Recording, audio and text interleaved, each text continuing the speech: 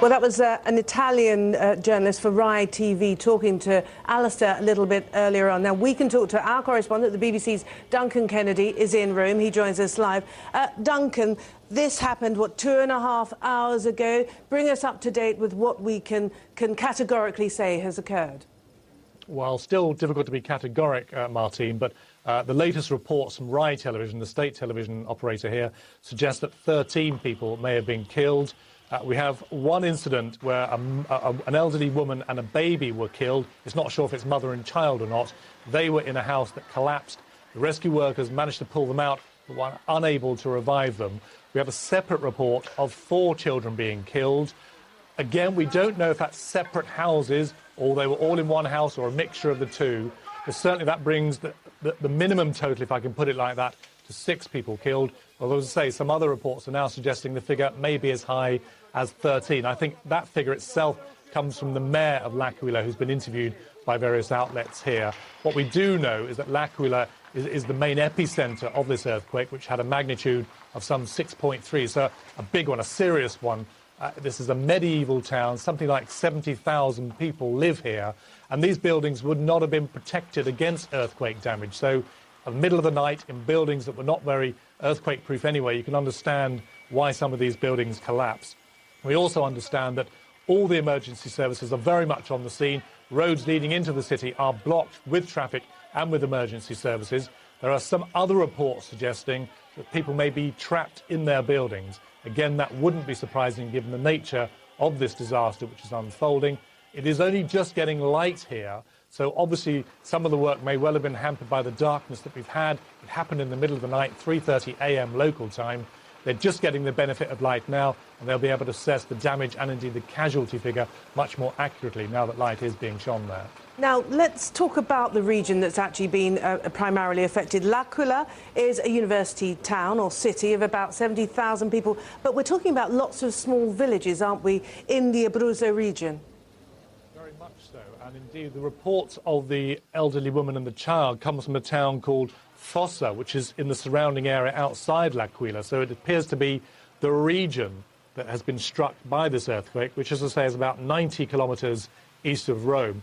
It was so powerful, we here in Rome felt it. We were woken in the middle of the night by swaying buildings, that rocking sensation you get for 15 or 20 seconds. We understand there have been aftershocks in L'Aquila and the surrounding areas, no doubt causing people to panic even further. We understand when the original one happened, people raced out into the streets. You can understand it. The scale of it there must have been much more than it was anything like here in Rome. We also understand that the emergency services are working frantically to try and get into some of these buildings, if only to clear them.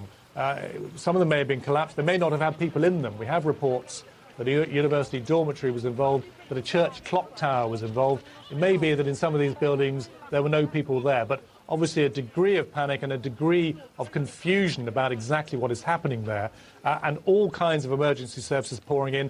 We understand, Martine, as far away as from here in Rome, which is 90 kilometres away. You can imagine that a city like L'Aquila wouldn't have been particularly heavily staffed in the middle of the night, and I'm sure those local civil defence people would have called on the surrounding areas and regions, which would have included cities like Rome. But here in Rome, it must be stressed, no reports of any damage or casualties. It does appear to be centred in this central Italian town, central Italian city, which isn't particularly prone to earthquakes. One of your earlier guests there saying there was one in the 17th century.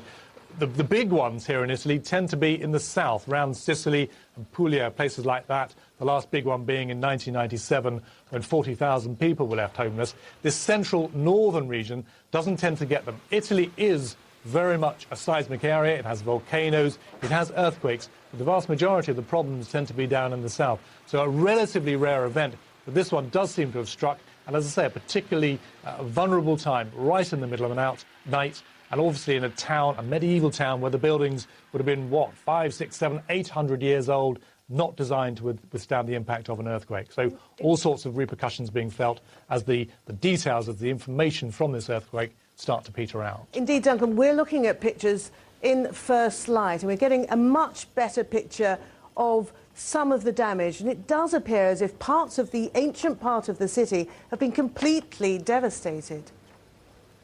Yes, it is in some ways not surprising.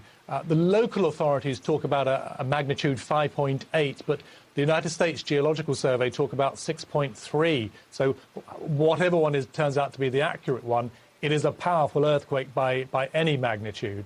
And this is a medieval city. It's full of cobbled streets. There are Baroque buildings here, Renaissance buildings here, beautiful art centres, cultural buildings, home to, as I say, a university, normally a population of 70,000, but with the university students, that swells to 100,000.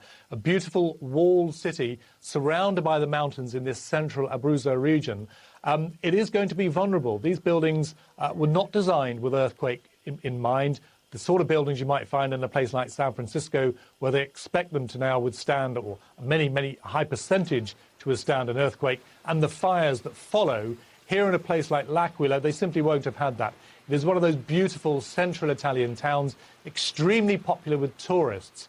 We have no confirmed reports at all of any tourists being caught up in this. At the moment, the reports are suggesting people in their houses, which suggest residents as opposed to tourists.